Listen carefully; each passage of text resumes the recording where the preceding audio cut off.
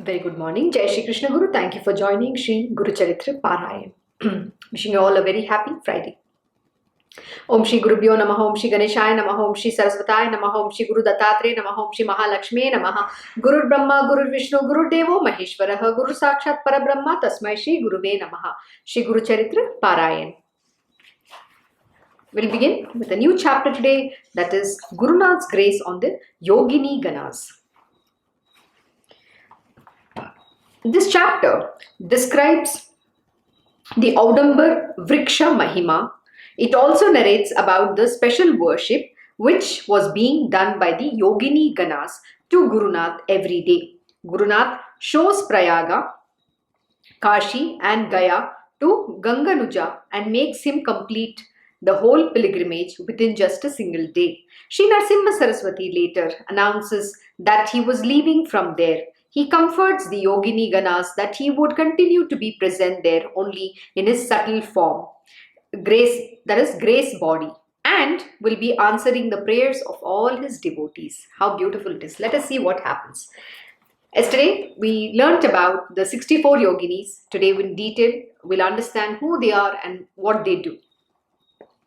Namdarak asked Siddhamuni why Sri Narasimha Saraswati was always more fond of the Audambar tree and why was it so significant. Siddhamuni explained as follows.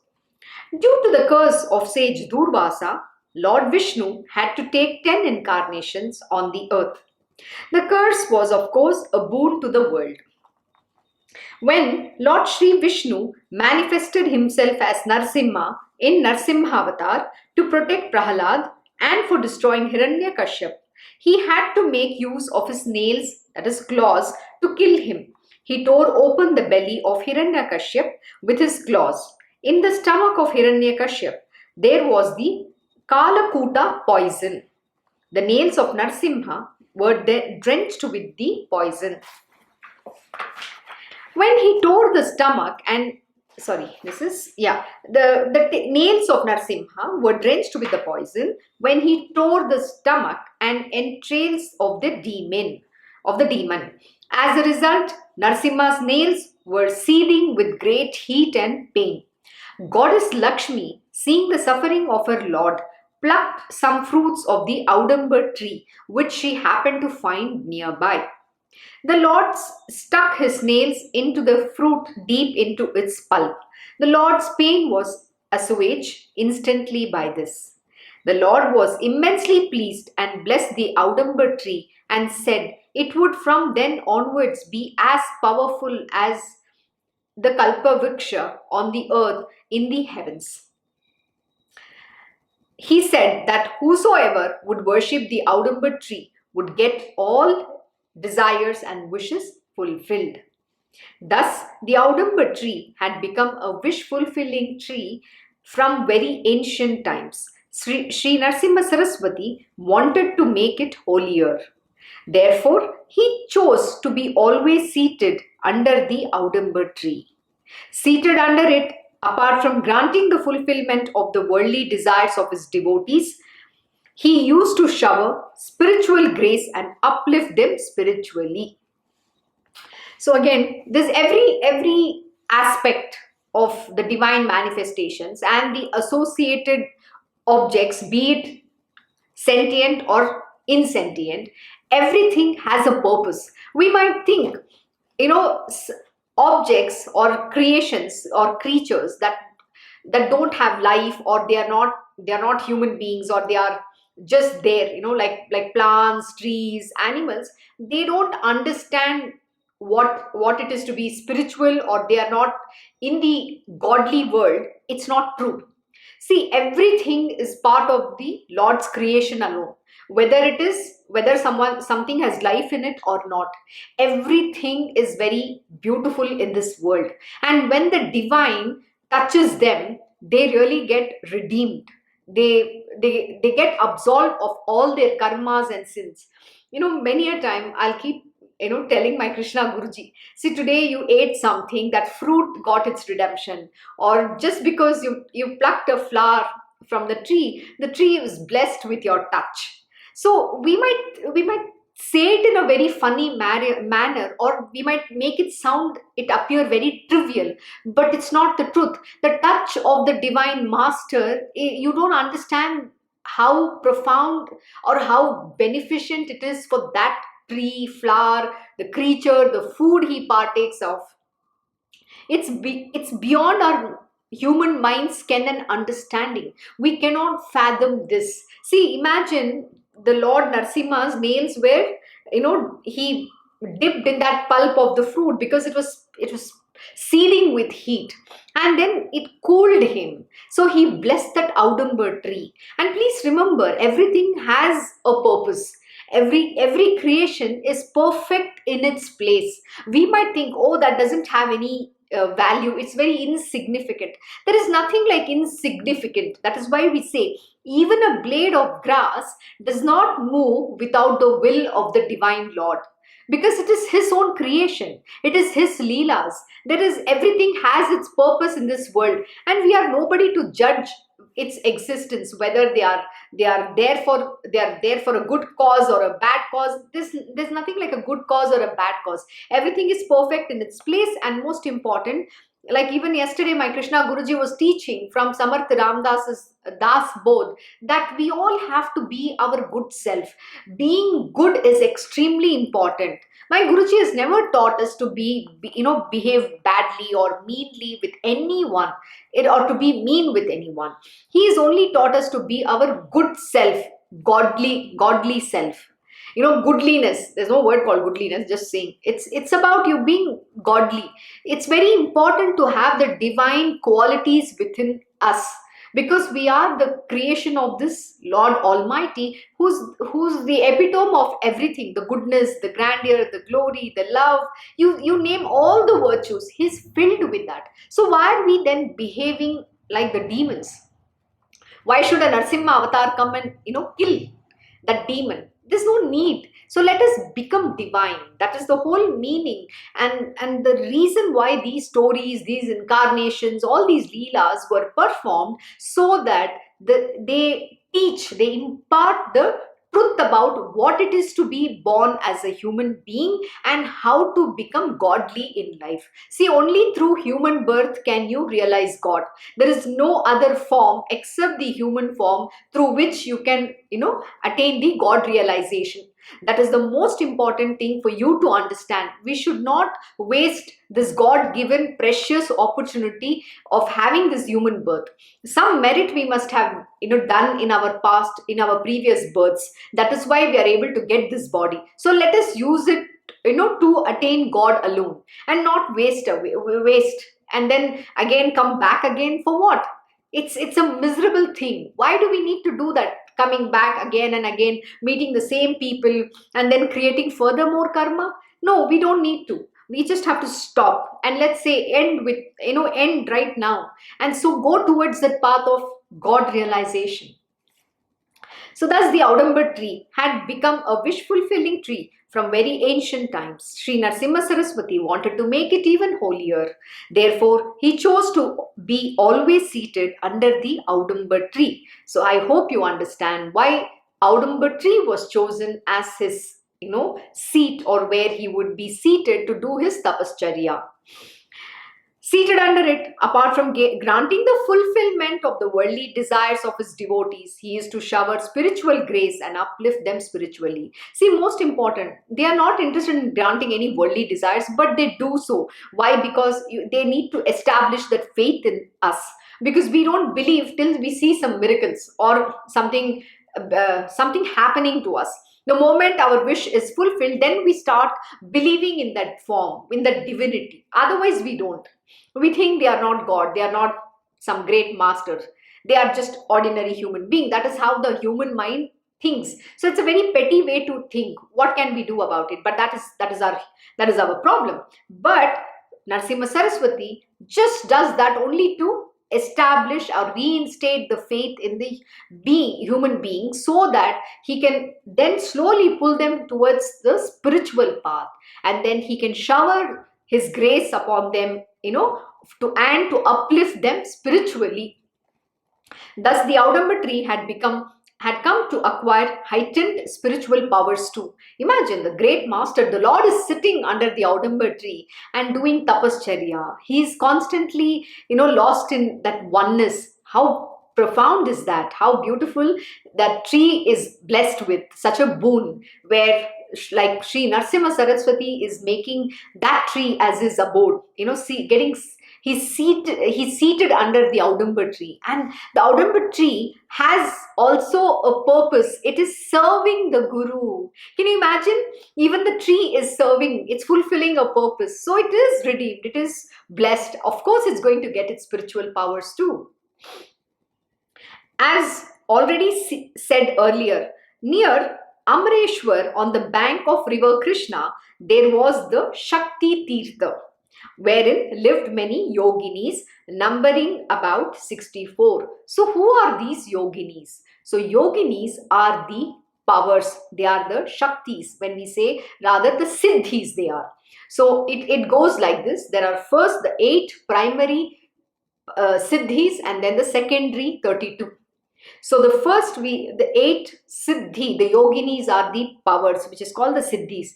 They form the 8 primary Siddhis who are always there around these great masters.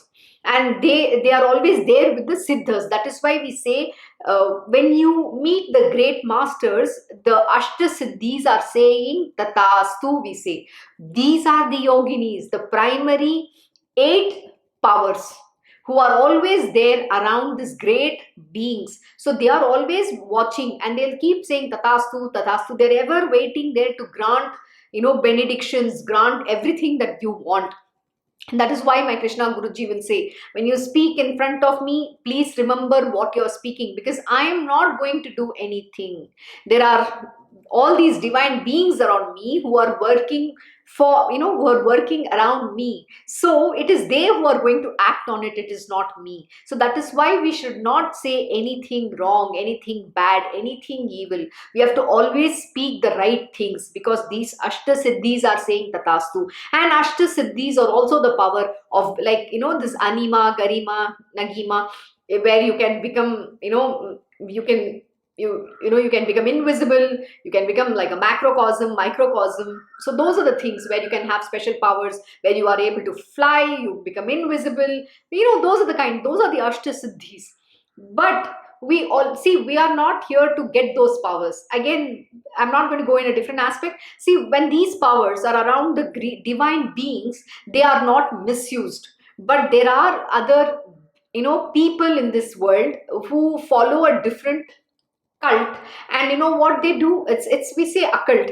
They follow a different occult or different kind of practice, and what they do is they use these siddhis to become powerful and to grow in their own world. And when the power is used for one's own purpose, whether to get your name, fame, and whatever the other motivated desires that is there, then you're going to fall prey to that. And that is a wrong thing. But these great masters don't even use these powers. By the way, they're not even interested in such powers. They don't even use them. But these Ashta Siddhis, like all these 64 yoginis, are always around these great beings. They're ever ready to serve. Like I narrated yesterday, when my Krishna Guruji visited this beautiful place, the Amreshwar temple. It's a small house. This was the house of, yesterday we did about this, the devotee, the Brahmin's house. Let me see if his name is mentioned. I'm sorry, I can't remember his name. Okay, his name, they have not given his name. They just said a poor Brahmin. The house where Narasimha Saraswati went in disguise. Yesterday we did this about the Val Papdi, the creeper, the Gevda plant, where the Narasimha Saraswati just plucks it and throws it away, right? And then he blesses them, saying Mahalakshmi Prasad Siddhi Rastu, and they find a pot of gold. So that is the place where we went. Now this is exactly bang opposite side of Narsobacha Wadi. And if you go there and ask about this temple, you will be able to find. It's a very small place. It's in a very bad condition, because people don't even know its existence. But there is a yogini who's sitting there and protecting. She appears to be a very old lady. And my Krishna Guruji said, please offer dakshina to her. And she's protecting that place, she's taking care of that place. And that's the Amreshwar's temple. And over there, it's also a Siddha Peeth. That place is also Siddha Peeth. And over there, when my Krishna Guruji went, the yoginis were holding this beautiful umbrella for him. Obviously, we can't see. They are in the subtle form. You can't, you need that great divine power to see them. My Guruji was able to see them. But yes, the physically one who was present, we all saw her. But she'll appear like very old lady, like she's not somebody, whom you can recognize saying she's a yogini. But we should never look at that human form. They appear in the human form. That is why we say we need to be able to see God in everybody. Only when you practice to see God in everybody, then when you evolve in that level, in that higher level of spirituality, then you will be able to recognize. But first we have to begin to see God in everybody.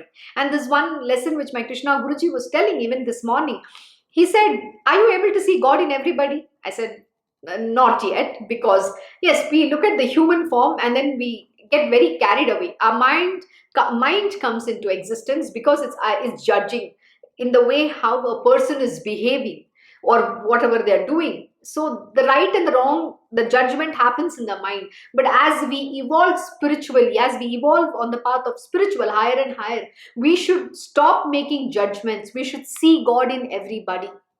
That is when you will be able to recognize these divine beings when they appear in front of you. And most important, we have to always seek the grace of the God, to ask him to give you the grace to be able to recognize him when God appears in front of you in whatever form that might be. So here, this lady was sitting. It was very powerful place. It had very beautiful experience. Though it appeared, oh, there's no temple. It's just like a small house which was converted into a temple. Oh, what kind of temple is this? There's nobody even knows. But these divine power exists there. These 64 yoginis were serving Narasimha Saraswati. They are always serving the great gurus, the great masters. And that is why my Krishna Guruji will say, be very careful when you say something. The Ashta Siddhis say Tatastu. Means they are, whether you ask for the good thing or bad thing, they don't care. When you come and ask something in front of the master, how do you think everything is coming to be? Why do you think something gets fulfilled? It is not the gurus who do anything. The Ashta Siddhis are the ones who work for these gurus. These are the 64 yoginis. You need to understand they are ever ready to serve. And I'm not going to go deep into it. So it is also believed, the Siddhis or also Shaktis, which is a part of goddess Parvati herself. Again, there are primary, secondary, and then there are other powers as well. So all these powers are also used to evolve spiritually. It is not about exploiting that power. The power is given so that you do something good in this world, not for using for yourself. And that is why in Bhagavad Gita, Lord Shri Krishna says we should not care about any of these powers, because when you get power, your fall is imminent. You're going to fall down. So never bother about these powers, and we should not even pay attention. We should not even think about these powers. We should not get any power. Lord Shri Krishna has very, very nicely explained in Bhagavad Gita. So even my Guruji today, he doesn't even, he say, I am powerless, I don't have any power. But please remember, he is the Almighty Lord himself. He will not use his powers. He has all the powers within him, but he will never use it. He will not do anything to to tell the world what kind of power he is holding. He will not. He'll only appear ordinary human being. But please remember, around him are his Ashtasiddhis, always saying Tatastu. The 64 yoginis are always working for these divine beings. Only the real masters. So coming back, every day by noon, they all used to, I'm going to read this again from the beginning. As already said earlier, near Amreshwar, on the bank of river Krishna, there was the Shakti Tirtha, wherein lived many yoginis, numbering about 64. Every day by noon, they all used to come to the Audambar tree to worship Narasimha Saraswati. and then return to their place unseen by any. They are not visible to our naked eyes. You can't even see them, but they live. Even today, they are living there very much. It is very, very beautiful. Only with the divine grace can you be able to see them. It is very nice to know, when my Krishna Guruji said, look, these yoginis are here and they are holding this umbrella on my head. It's very beautiful. That is what is the real recognition of a real guru. How do you recognize what are his natures, who are associated with him? This is one of the things that you need to recognize. You need to understand about the real master. These things will not happen to any ordinary human being, let me tell you, and not the fake gurus. Please, absolutely nothing to the fake gurus. And the fake gurus doesn't even have this kind of powers. Yeah, they can get the power. That's not a big deal, because they can follow certain rituals, they can perform certain rituals, and they can attain these powers. But please remember that powers is useless. But the real yoginis, the real power is only there with the divine beings. They are around them at all times. But the same thing, if it's in the hands of the wrong and the fake gurus, they will misuse it. And that is when they misuse it, their fall is for sure. They cannot be Lord Shri Krishna, they cannot become Lord Buddha, they cannot even become Jesus Christ. They will have to go down into the gutters. Some people were curious to know all about Narasimha Saraswati, as to what he ate, how he got his food, what he did, and who all came to him, etc. One by name Ganganuja, a poor farmer, was asked to keep a secret watch upon Sri Narasimha Saraswati and find out the facts. Ganganuja was a very guileless, simple-hearted and devout person. As Ganganuja was watching clandestinely, to his amazement, he saw the yoginis coming and offering worship and doing arti to Guru Nath. He also saw that after the arti, Sri Narasimha Saraswati and the yoginis stepped down into the river. Lo, the waters of the river started receding, making a pathway for Sri Narasimha Saraswati and the yoginis to walk along. Ganganuja also followed them surreptitiously, secretly he followed them. As they reached the middle of this stream bed, Ganganuja, following behind, saw them entering into a golden, splendid city. The residents of the city, men and women looking like angels and gods, dressed in silken and shining garments, welcomed Guru Nath with Mangala Arti. See, this is very profound. It's a world which is beyond our human minds ken and understanding. We think, we think we should be able to see all these things with our naked eyes, but it is not. For which you have to be the highest, you have to have evolved to the highest level in the spiritual world. This will appear, whatever I'm reading here, will appear like a fantasy world for the material worldly people. But in the spiritual, this is the world, that is the truth. Sri Narasimha Saraswati, looking back towards Ganganuja, asked him why he followed them.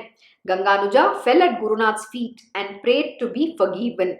Sri Narasimha Saraswati told him he should not reveal to anybody what he had seen. Goddess Lakshmi also favored him, and he was relieved of his drudgerous life. He used to come for Guru Nath's darshan every morning, afternoon and evening, and serve him for most part of the day with great love. As it was going on thus, on one Magha Purnima, early morning, Ganganuja, while serving Guru Nath, said, Gurudeva, it is said that in the month of Magh, a bath at the holy Triveni Sangam at Prayaga is most meritorious. I heard only, but know nothing of Prayaga and Kashi, etc. Guru Nath then said to Ganganuja, this Panchaganga Sangam here is as holy as the Prayaga, and Kolhapur is as meritorious as Gaya. In and around here also exists Kashi. All the merits of Kashi, Gaya and Prayaga can be found and gained here itself. Nevertheless, as you seem to be very desirous of seeing northern Kashi, etc., I will show them to you today itself. Guru Nath stood up on the tiger's skin on which he was seated. He told Ganganuja to catch his feet and padukas firmly. Instantly, they were at Prayaga. So what is this? This is the power of Ashtasiddhi, where he can just, in one instance, they are very much there in that other place. They'll be teleported, right? Not teleported. Teleported means you're getting into that world, but you're physically, they will be, they can appear in that other location. That is the power they hold. Why? Because they are not this body. This is what you need to understand. We are born through this body. These great beings have overcome the body, the mind, the attachments, the senses, everything, and transcended the three gunas and have gone beyond the Maya. Nothing can affect them. They understand that they are not this body at all. So what is not possible for them? So he's saying, yes, hold on to my feet. And immediately he is there in Prayaga. Guru Nath stood up on the tiger's skin on which he was seated. He told Ganganuja to catch his feet and padukas firmly. Instantly, they were at Prayaga. After taking bath there in the morning, by afternoon, they were at Kashi. After bathing in the holy Ganges and having Lord Vishveshwara's darshan, by evening, they were at Gaya. By sunset, they were back at Amrapur. How beautiful is that? Wish, we also get to do something like this. Shree Narasimha Saraswati stayed under the Audambar tree at the Panchaganga Kshetra for quite a long time, 12 years. Now he decided to leave from there. Everyone was sorrowful and unhappy that Guru Nath would be leaving from there, much more so were the yoginis. Shree Narasimha Saraswati comforted them and said, I am leaving my padukas here. I will be ever present where my padukas are worshipped. Whatever wishes be prayed for by offering worship to the padukas, they will be granted and fulfilled.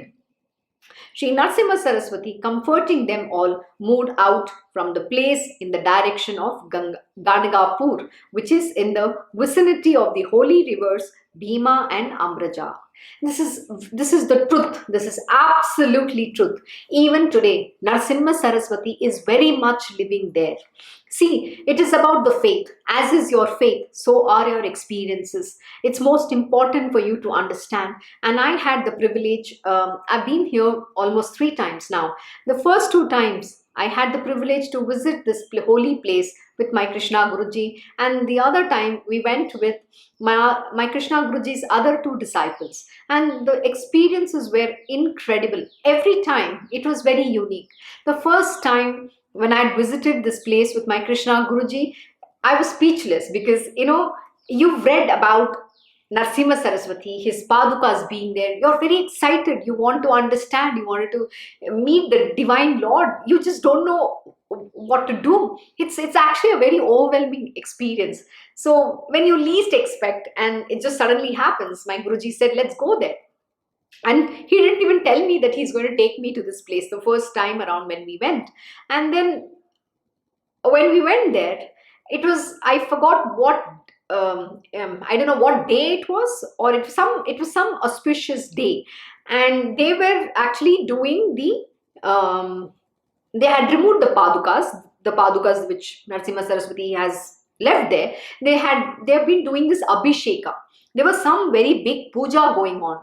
So we had the privilege where Krishna Guruji and myself, we went in, and at that abhisheka time, we could touch the padukas and get the blessing of the padukas. It is very, very profound. And I'll tell you, it's only because my Guru is there, I was able to get that beautiful experience, not otherwise.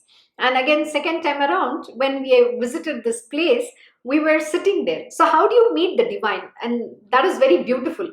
When Krishna Guruji and again, we were sitting under this Audambar tree, and near that river, after having the darshan of the padukas, we went to the temple, which is seated there.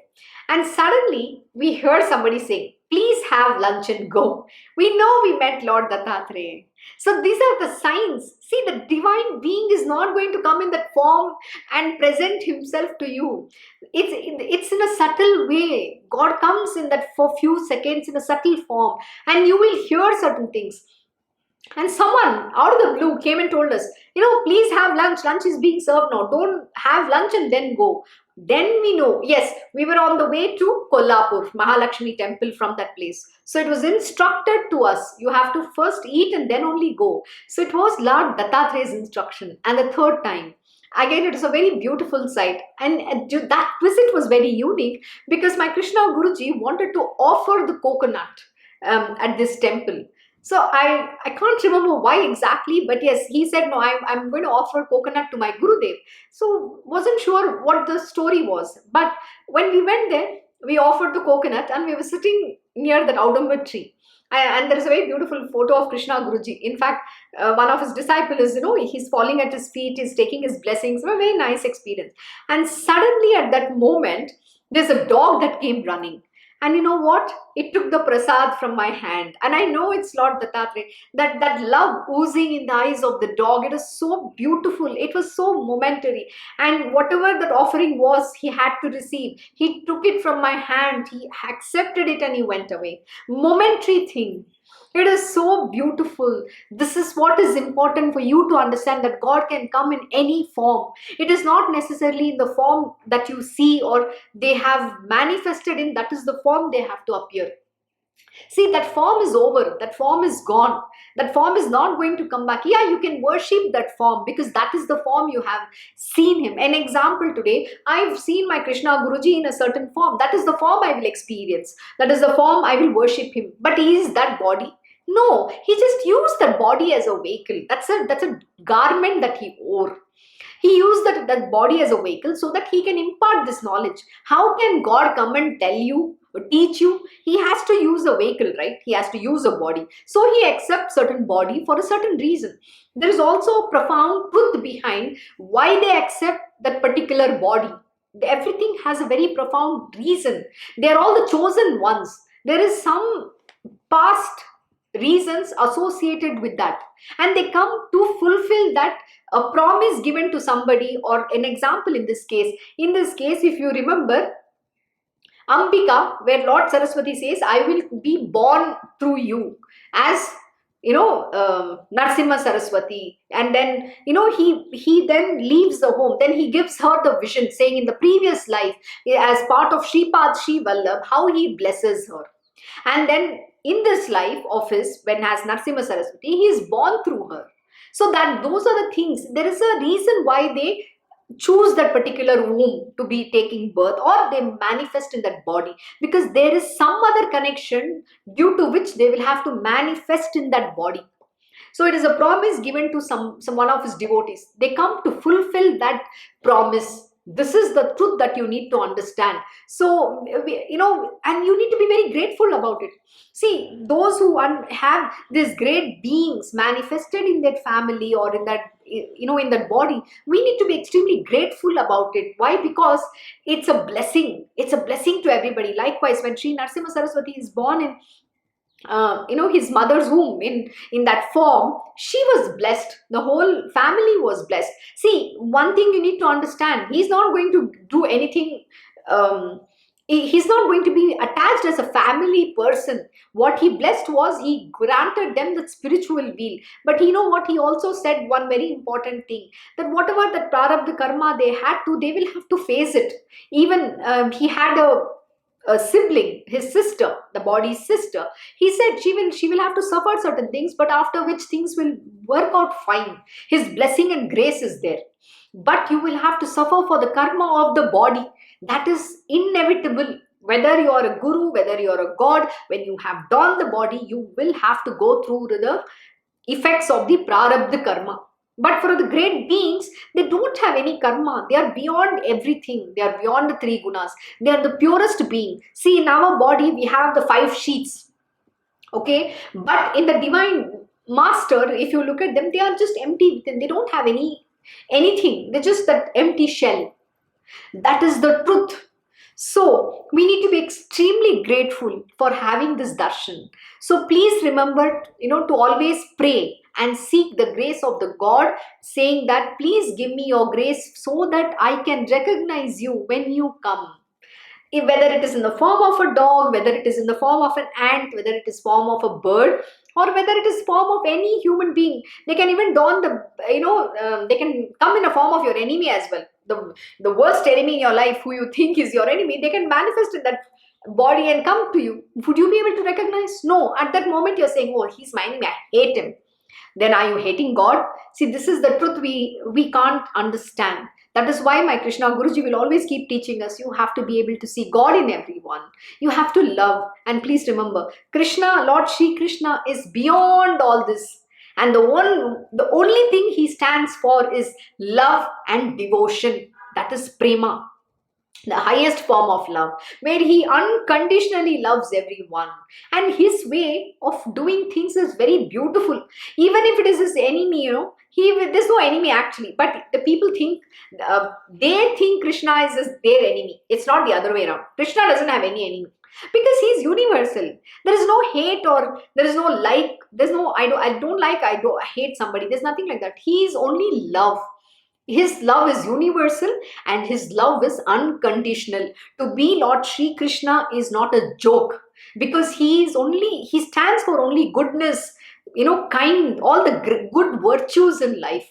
Being your good self, being forgiving, loving, kind, gentle, you name it. In Uddhav Gita, one whole chapter is described what are the kind of virtues you need to have, how to be on the path of sattva. If the qualities of a sattvic being, a pure, divine being is mentioned in that. Whether it is Bhagavad Gita, Uddhav Gita, you name any scripture, in all the scriptures this is mentioned. But today we are not in that position to live those words. Why? Because we are in the tamasic yuga. Anger, everything is there. Lust, greed, everything else is filled within us. So what are we trying to do? We are always trying to hate somebody, like somebody. We have our own biases. We have our own ways of making judgments over things. But it's a very difficult lesson to live. That is why it's not easy to become divine being. That is why Buddha is Buddha. Lord Shri Krishna is Shri Krishna. There is no way you can ever replace them. Their position is irreplaceable. Nobody can become them. They are the only ones. They're always indispensable, because God alone is. God is. We are all just a part of his creation. We come and we go away. But the one eternal being is Lord Shri Krishna alone. He always is. God is. Love is. There is no description in love. See, people have a very weird way to say, I love you only if you love me, or I give you something, then only you love me. All these nonsensical things. And people associate the material love to a spiritual love. I'm sorry. Material world is a crass love. It is very contractual. It is only based on, you scratch my back, you scratch my back, I scratch your back. That is how it is.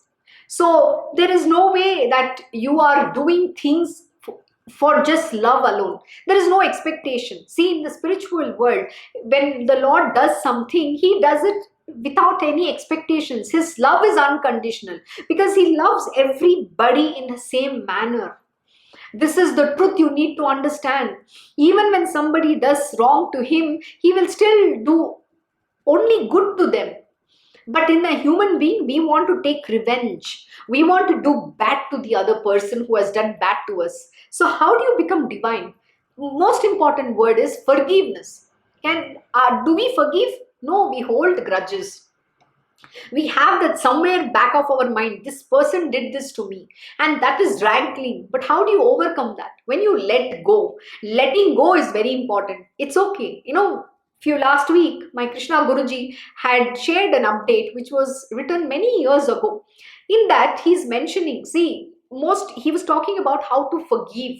He said, in the material world, people hold grudges, people hold enmity with each other, and they have a lot of things which they hold against someone who's done wrong to them. And what is Lord Shri Krishna teaching? He is teaching that you should not do anything against those who have even done wrong to you. No matter what they did to you, you should not still do anything against them. You should only do good to them. But he's saying a very important lesson over there. He's saying, at the God's appointed timing, they will get the lessons for whatever their action that they have committed. And yesterday again, there's a beautiful update which he has written. Again, he shared. In that also he's mentioning, whatever the action that you commit, you will have to face the consequences for that. So why commit an action where you're going to suffer in the future when you least expect it? So don't do something that is going to come to bite you back. You might not understand at that time, but much later in life, the same thing will come and stand in front of you. Then what are you going to do? So that is why he'll keep saying, silence, you have to silence your mind. It's silencing not just the mind, shutting it, all the thoughts, and silence your mouth as well. Don't talk unnecessarily. There is no need for that. Be lost in the divine Lord Almighty. Only say good things from your mouth. Never utter one bad word. You know why? Because the Ashtasiddhis around the divine master is listening to you. They are saying tatastu. Sometimes when you say bad things, that can come to be. So why should we say from our mouth anything bad? So this is exactly what my Krishna Guruji teaches us. If you can't say something nice, don't even say bad. And it's good to at least keep quiet rather than saying something bad. See, today he said something very beautiful. He said, see, the only reason why, people, where can people go? They'll only come to the divine beings. When they are completely, they don't know, they're lost in their world. They don't know what to do. They have terrible problem. Who will they go to? They will only turn to God. See, I understand. Today my Krishna Guruji also says, like how Narasimha Saraswati here is saying, he's waiting for those people who want to evolve on the path of spiritual. He's not sitting there to grant them their petty desires. On the contrary, he's giving them a treasure, but they are not ready to take it. The treasure is of spiritual knowledge, spiritual upliftment. But how many can really walk that path? Hardly few, handful of them. Likewise, my Krishna Guruji also says, see, today many people just come only to ask for their material worldly desires. I am not sitting here to grant that. Yes, I will still grant it. But what is the use? They are not seeking their spiritual weal. That is the most important thing that I have. The paras money, everything else I am having. But they are not interested in that. So we are here. We should understand their situation and be kind to them. And most important, yesterday he taught me something very nice. He said, see, we are only talking about, somebody is bad or somebody's got a problem, they are doing this. Can we find solutions? Finding solution or answer to a problem is more important. It is not about saying that person is bad or that person is, not good. That's not the point. People come with their problems. Can you find solutions? Why do someone go to God? Because they believe that God has an answer. God has solutions. So we have to rise ourselves to be able to solve other people's problem too. So most important, like my Krishna Guruji will say, first, can you solve your problem before you actually get to solving somebody else's problem? That is what is important. First, empower that God within you. So you know that you're already capable in handling your problems yourself. There is nothing like a problem actually if you look at it. It's about, whatever you have to just walk through your life. You have to face your life and go with the flow. Everything is perfect in its place. Things will happen at its time. You have to put your effort. See, today, I'm going through my own, challenges. When you evolve on the path of spiritual, sometimes there's this disgust that comes. I don't like anything. I don't want anything. Why am I here? I don't even want this world. I don't want to wake up to the world. It's a disgust that comes. I don't like anything at all. I don't know. I don't know what I'm doing. I just don't want to open my eyes to the world. It's a terrible thing. It's a terrible state to be in. And that time, what do? It's also then, I don't want to do anything. And what is that? That is inertia. That is tamas. That's that Mahishasur playing havoc. And at that time, you're like, I don't want to do. But you have no choice. You have to do. And that's when my Krishna Guruji says, now you have to put in your extraordinary effort to overcome that mind, which is not allowing me to do something that I want to do. It's like, I don't want to do. I don't like it. This is sort of an aversion to everything. I don't know how to explain that state. It's a very terrible state to be in. And then the only thing, the joy you find is in God. It's very beautiful. But There are no two ways about not doing something, because this body has its duties. It has to do. There is no option. Otherwise, like my Krishna Guruji will say, you give up this entire world and become a sannyasi and go away somewhere. Is it possible? No, I can't do that also. Then what is the answer? There are no choices left. I have to do what I got to do. Though I understand, but most important part is doing.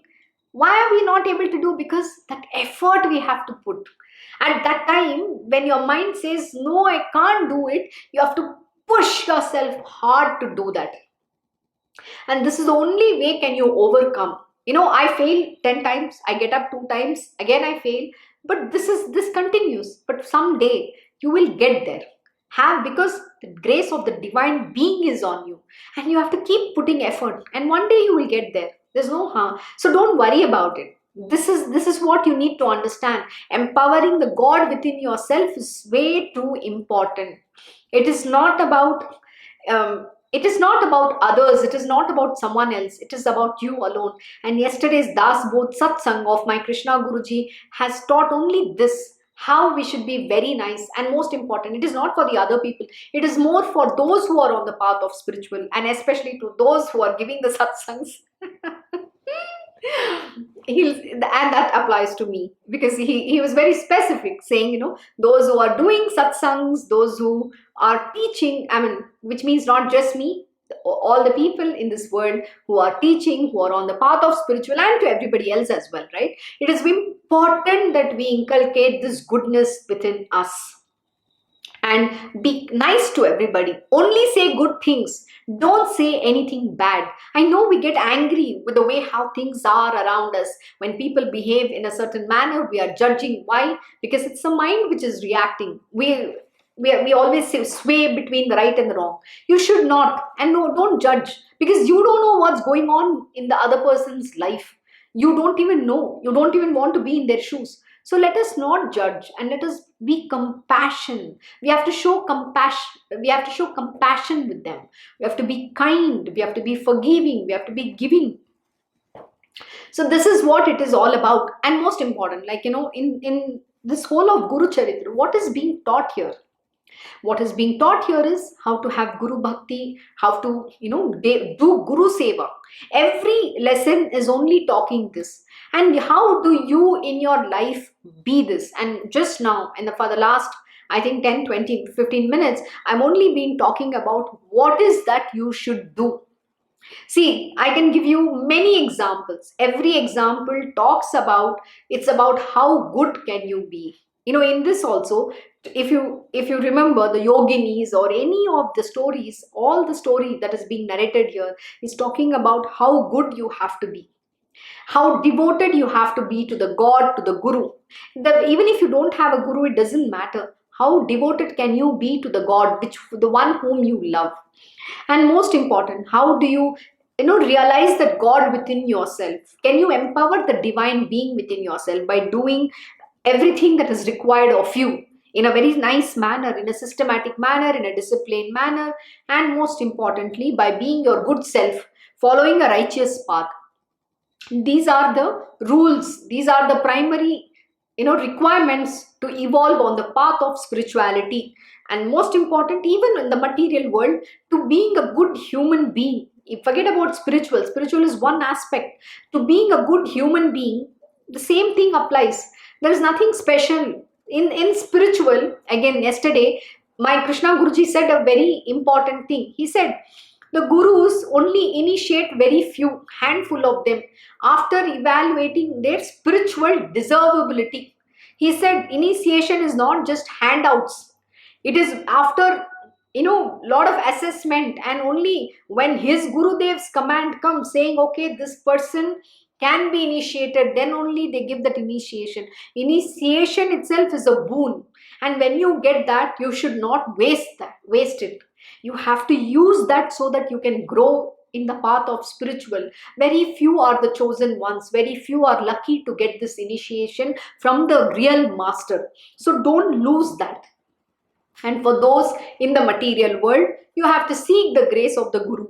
Don't go by what don't get carried away with the mantras and everything that has been given by these fake gurus, and don't think that you've gotten initiated on some path and follow something which you are not sure about. So it is very important for you just to, be truthful to who you are, empower the divine being within you by doing everything that is in the righteous manner. That is all is required for us to become godly. Beyond that, there is nothing. See, this is not a rocket science. These are the very simple lessons, the moral values, the virtues which we have to live. But what are we doing? We don't live. Why? Because we give into our mind. We have to practice to overcome our tendencies, the inherent nature. We have to control, curb it, and use it for the good cause, for growing in our world, not for becoming some crass ordinary human being. No, become great. Just, it's not about just being good, become great as well, where people will come to you. They will also seek your guidance on how to evolve. So you become an example, you become a role model, so that the others can follow you.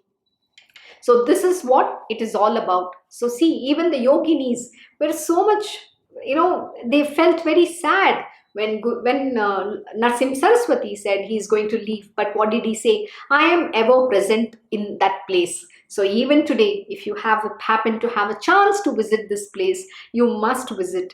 You will experience Lord Dattatreya very much over there, and the yoginis living even today. See, our Bharat, this is Bharatvarsh.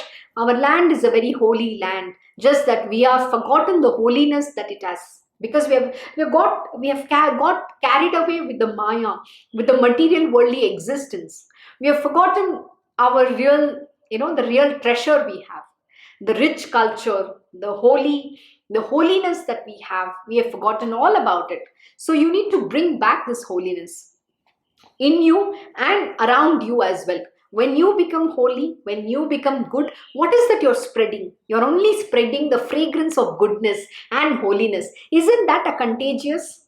So once you become that, then you're spreading, and then somebody else will become that, and they spread. And that is how we spread goodness and holiness around us. But what happens when we are angry or we are upset and all that? We're only spreading that. So why do we need to spread evil propensities? Can we spread godly propensities? Of course, yes. That is what you have to aim to do. So, Sri Narasimha Saraswati, comforting them all, moved out from that place in the direction of Gangapur, which is in the vicinity of the holy rivers Bhima and Amraja. Even after Guru Nath left for Gangapur, the Audambar tree and Guru Padukas enshrined there continued to manifest Guru Nath's power and grace in the same manner as when he used to physically live there. So thus ends the 19th chapter of Sri Guru Charitra, describing the holy significance of the Audambar tree, the special grace which Guru Nath showered on the Yogini-Ganas, and also of Ganganuja's Kashi Yatra.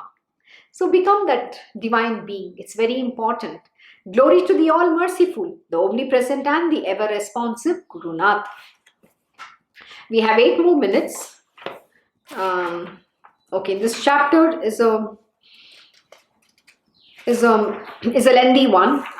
Okay. We'll end here. We'll begin the new chapter on Monday morning. So thank you for joining Shri Guru Charitra Parayan. Wishing you all a very happy Friday and a very happy weekend ahead. Om Shri Mahaganapate Namaha. Om Shri Gurudev Datta. Om Shri Sachidananda Sadguru Sainath Maharaj Ki Jai. Om Namo Bhagavate Vasudevaya. Digambara Digambara Shripad Vallabha Digambara. Om Shri Krishna Guru Nath Natha Shri Guruve Namaha. Om Devi Durgaya Namaha. Om Shri Krishna Arpanam Namastu. Krishnam Vande Jagat Gurum.